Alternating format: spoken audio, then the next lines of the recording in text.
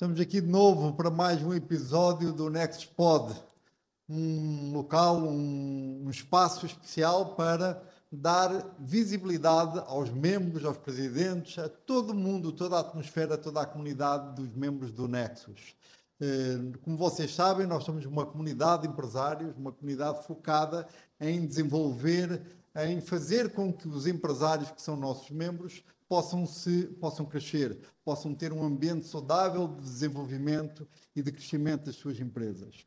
E nós fazemos aqui um encontro, um bate-papo sempre com membros, com presidentes, com pessoas da liderança, com pessoas de alta performance. Hoje está connosco aqui a Joquebed. Joquebed, é um prazer enorme estar aqui assim contigo. A Joquebed é presidente do grupo Ibirapuera. Exatamente, pessoal, um prazer enorme estar aqui no Nexus Pod e assim, só gratidão. Obrigada, viu, Thiago, pelo convite. Não, é um prazer enorme, tem sido muito gostoso estes episódios e é super gratificante ouvir, como eu sempre descobre coisas diferentes, coisas novas, como o senhor vai contando. E hoje eu vou começar um pouquinho por isso, e fica à vontade para falar sobre curiosidades, coisas que tu até me lembras, porque eu nunca falei isso, mas eu acho interessante contar. Fica à vontade, o palco é teu. O que é que eu vou começar por dizer? Fala um pouquinho, quem é Joquebed, de onde vem, filhos, cachorro, o que é Joquebed? Legal, legal, gosto muito desse papo, porque tenho muito orgulho disso, até porque, Thiago, eu vim de uma família simples, humilde, mas nunca necessitada. Porque minha mãe tinha 2 empregos na saúde, né, técnica de enfermagem, meu pai, representante comercial, meu irmão, com 15 anos, já trabalhava de office boy, e eu era office boy do meu pai, com 13 anos. Então, imagina, naquele tempo não existia internet, não existia nada. Eu tinha que ficar, pela manhã eu ia para a escola, à tarde eu tinha que ficar em casa para pegar pedido, para passar, ir lá na empresa, porque ele viajava 10 dias, né? Mas essa ausência nunca foi problema, porque a gente estava sempre junto, em conexão, a minha família, né? E aí o que acontece? Todas as mulheres da minha família tinham alguma coisa ligada à saúde. Então, minha tia entrava de branco, minha mãe saía de branco, minha prima de branco, e eu falei, eu também vou vestir branco. Lógico, né? Mas com esse trabalho que eu fiz do meu pai, e aí eu ia para bancos, e aí eu tirava pedido, e aí eu tinha que fazer cobrança, porque sábado eu tinha que ter feira, eu tinha que fazer cobrança durante a semana. Eu fui paulatinamente indo para a área aí financeira, né, contábil. Meu irmão também já tinha logo com 18 anos, ele abriu uma contabilidade na garagem de casa, olha só, né? E eu falei, pô, vou fazer contabilidade também. Meio que no impulso, mas também porque eu já vinha da área financeira. E isso deu muito certo, porque eu me apaixonei pela contabilidade. Não a contabilidade dos números, como as pessoas acham, mas a contabilidade como, de fato, ela realmente é uma ciência social. A contabilidade, Thiago, ela veio para contribuir com a sociedade, e não apenas para mandar boleto ou números, entendeu? Então, 18 anos eu entrei na faculdade, 23 anos me formei lá entre 22 e 23 anos. De onde és? Agora eu vou falar onde é que eu era, gente. Interior da Bahia, acho que vocês não conhecem essa cidade, mas é a cidade de Princesa. Desculpa, estou brincando. Jequié, Bahia. Jequié, Bahia. É uma cidade que é um calor de 40 graus, mas não tem praia, entendeu?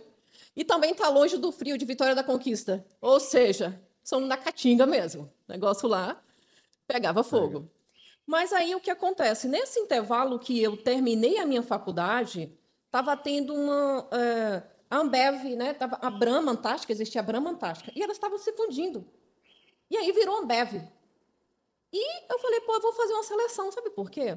Porque eu queria algo mais, né? Eu poderia trabalhar na contabilidade do meu irmão, mas eu queria uma experiência a mais. E eu passei para trabalhar na Ambev, nessa fusão, onde não tinha nenhuma estrutura, não tinha nenhum processo. E as pessoas falam, pô, você trabalhou na Ambev? Eu falei, se fosse você, não sei se você ia, porque eu trabalhei num galpão, numa salinha pequena, fechada, o restante era só... Na Bahia ou aqui já em São Paulo? Na Bahia. Aí eu já tive que ir para a Vitória da Conquista, porque abriu lá o CDD, que a gente fala, né, o Centro de Distribuição.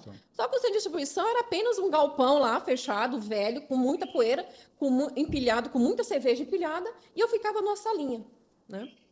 Mas eu já vinha de uma bagagem de muita responsabilidade. E eu achava aquilo leve, porque meu pai nunca foi aquela pessoa.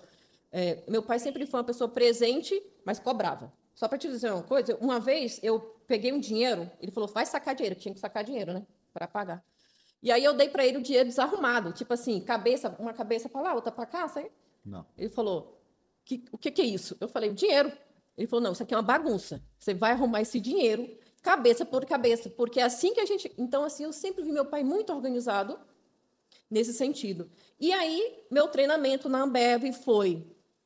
A minha gestora chegou e falou, vou ficar uma semana com você. E eu tremia muito, porque eu nunca tinha entrado nem numa empresa. Imagina na Ambev, gente. Eu tremia muito. Aí ela pegou, passou a senha do cofre, que tinha um cofre lá com os dinheiros, e falou, olha, e tem essa planilha aqui, a planilha era de Excel, aí você jogava, fazia as fórmulas, né? E ela falou, eu vou ficar aqui uma semana te treinando aqui até você chegar no sistema. Aí ela me falou isso de manhã e à noite ela falou, você não está entendendo, vou precisar ir embora. Eu falei, o quê? Vou precisar ir embora. Então, assim, ela foi embora e eu tive que me virar.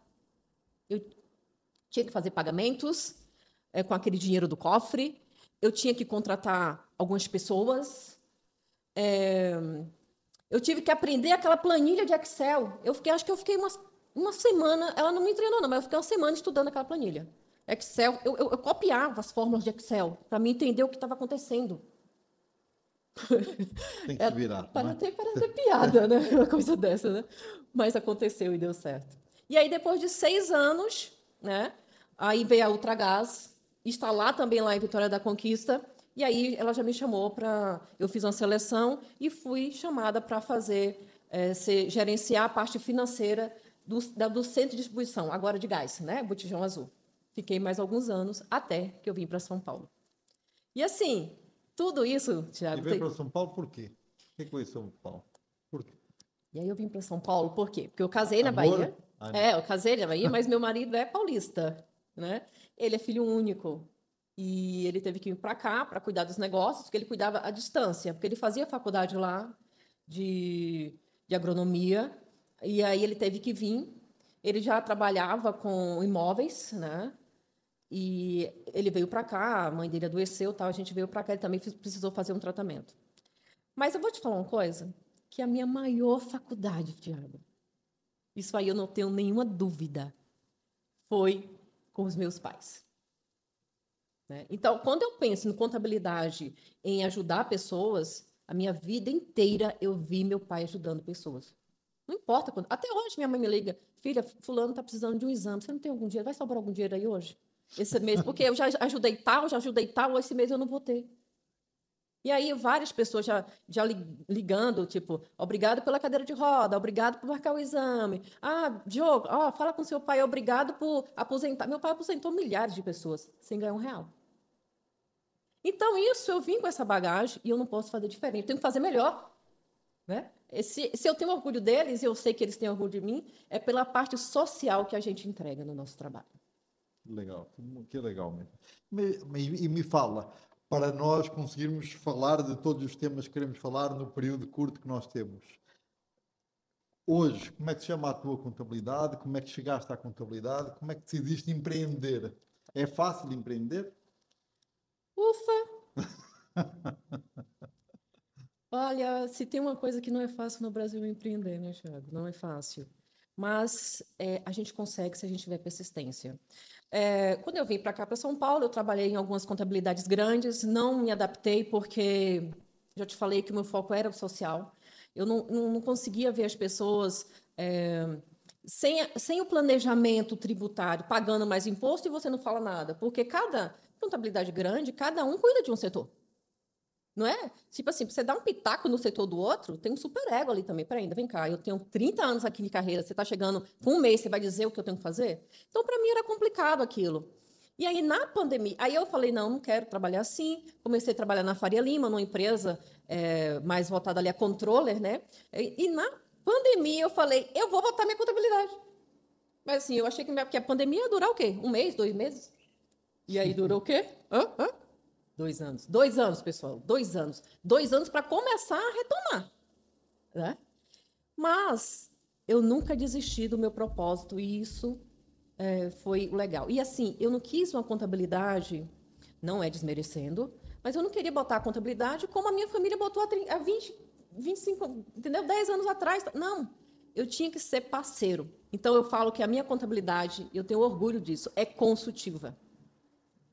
Tem uma diferença Você mesmo. sempre fala isso, a diferença da contabilidade tradicional da contabilidade consultiva. O que é isso?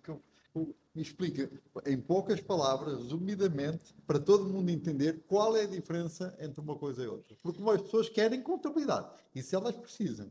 Mas se elas puderem ter uma contabilidade consultiva, pelo que eu Para estou a quê, né? imaginar... Não, vamos lá. Então, a contabilidade tradicional, ela foca em processos, né? Processos que têm que ser entregues mesmo pela empresa para ela estar bem durante o fisco, perante a sociedade, tá? Então, assim, é mais processos, são obrigações a cumprir, né? Exatamente. É o que é olhando mais para a empresa. A contabilidade consultiva, vou te dar um exemplo. Dezembro agora, né? Dezembro agora, dia 10 de dezembro, chegou uma pessoa para mim e falou assim, Jô, indicação, né? Alguém me indicou. Eu tô com um problema, eu tô devendo e eu quero mudar de contabilidade. Eu falei, mas por que mudar de contabilidade? A gente tem que conversar com as pessoas para as pessoas entenderem se é realmente esse o fato, né? E aí, quando eu olhei, simplesmente, por falta de planejamento, ou não sei o que acontece com alguns contadores, que visam muito o lucro, não, visa muito o que eles têm para receber, sem olhar para o outro. E ela simplesmente estava com 30% do seu faturamento bruto, que não é muito grande, comprometido com imposto, contribuição e pagar a contabilidade. Quando eu olhei aquilo, eu falei, eu vou te fazer aqui uma proposta. Mas a proposta é uma proposta que provavelmente é de reduzir tudo isso aí, e eu joguei ela para... Quanto que ficou? O imposto, a contribuição e o contador. 8%. Então, de 30%, ela agora está pagando 8%. Só que ela me procurou em tempo hábil, porque essa mudança só aconteceria em janeiro, não poderia ser outra data. Como ela me procurou dia 15 de dezembro, eu falei, olha, o processo eu vou fazer, agora vamos rezar, porque só a Receita Federal vai aprovar ou não. E deu certo. Então, ela me agradece. Então, isso é contabilidade consultiva. O CNPJ, eu sempre falo, é um número, né, de um sonho. Alguém sonhou em não chegar lá na sua cadeira e já ter outra pessoa, já está chegando a uma certa idade, o mercado já não te absorve mais tanto, sustentar a tua família, uma prospecção de crescimento. Então, o CNPJ é um número de um sonho, alguém está sonhando em cima disso. Mas quem é que está sonhando? O CPF. Então, a contabilidade tem o princípio da continuação. A empresa ela tem que continuar. E como você faz isso? Cuidando do CPF. Dos CPFs. Né? Um CPF que tem atrás de uma empresa. Tem prestador de serviço, tem funcionário. Se a empresa cresce, eu vou crescer junto. Ah, Jô, e aí? Beleza. O meu honorário foi reduzido, mas ela já me indicou mais três empresas que a gente já está conversando. Então, assim, a contabilidade consultiva é justamente isso. É você andar lado a lado, braço direito do empreendedor de sucesso.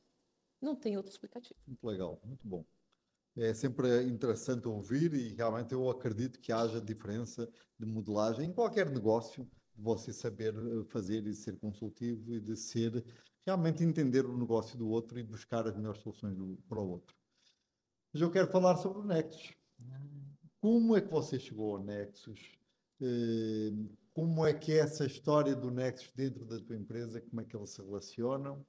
E já emenda um pouquinho, falando também de como está sendo a experiência de ser presidente de um grupo do Nexus.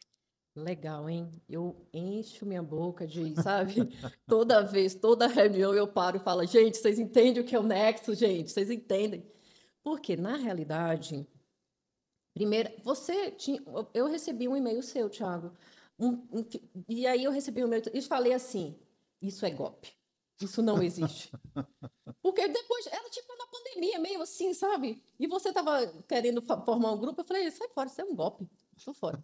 E depois eu procurei, porque eu vi uma propaganda depois, eu falei, olha, realmente não é golpe, não existe esse grupo. E eu procurei, e eu falei com você, e você falou, olha, você decide logo, porque essa carteira aí Rápido, é contabilidade rápido. vai embora. Não foi isso?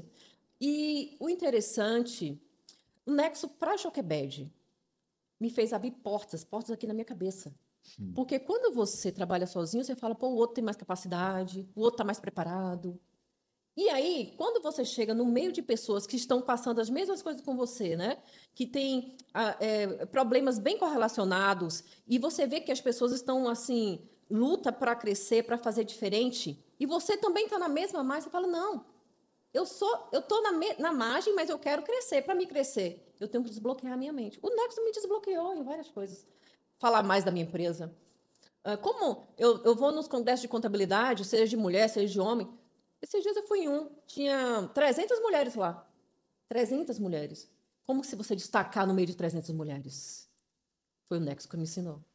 E aí, eu já saí de lá já com a parceria, e a pessoa me já convidou para me tomar um curso, e eu já recebi uma bolsa para fazer olha só o tanto de coisa. Coisas que aconteceram, pela essa habilidade de se conectar, de ter abertura para se falar, para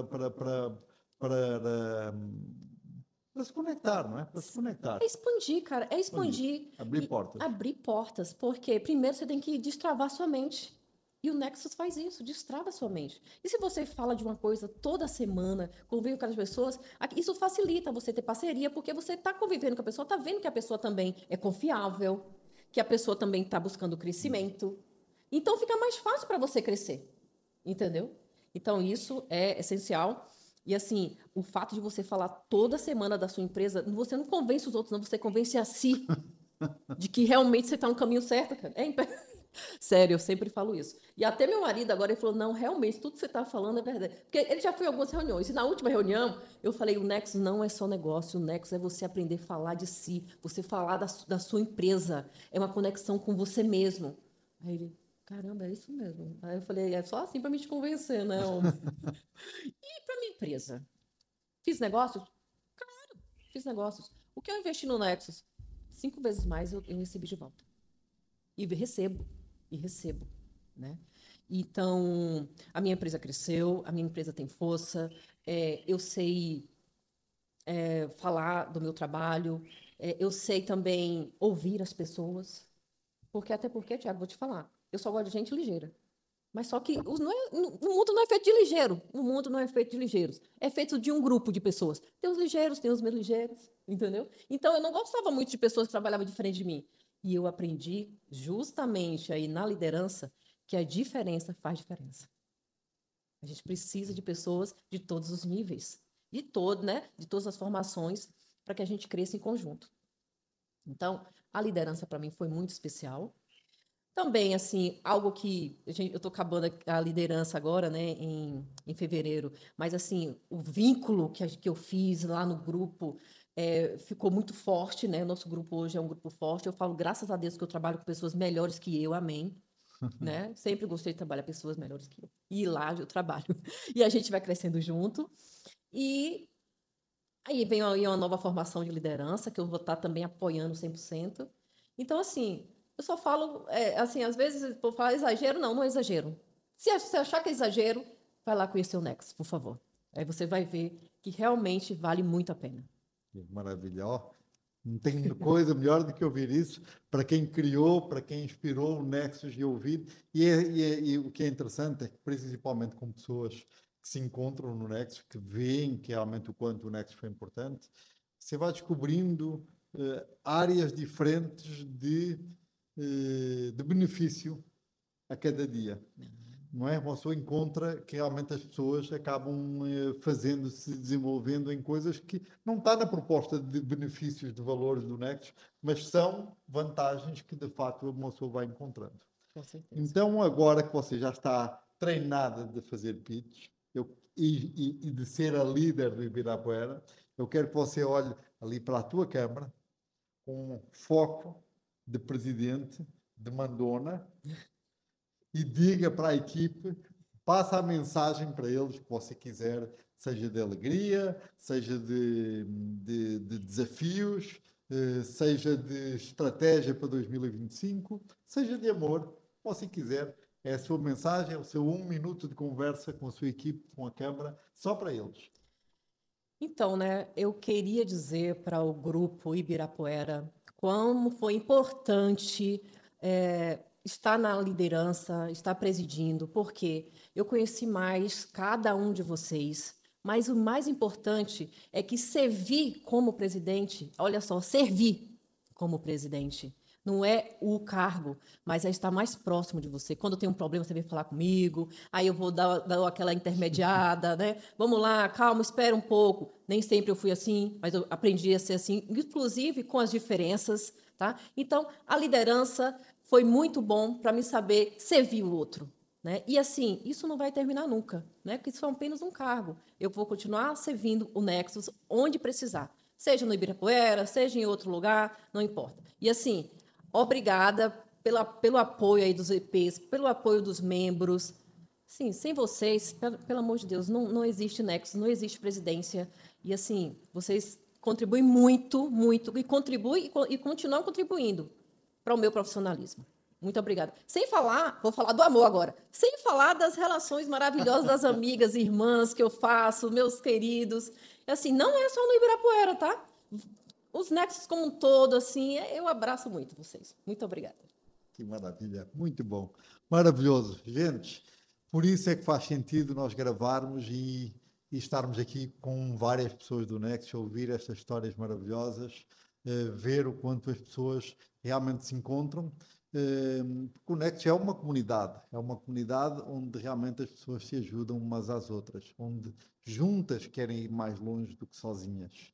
Isso é um grande desafio, não é fácil, mas nós estamos a fazer isso e a fazer isso com pessoas como a Joquebed. Joquebed, obrigado, prazer enorme estar aqui contigo e, mais uma vez, obrigado. Até ao próximo episódio. Tchau, tchau. Tchau, tchau. Obrigada.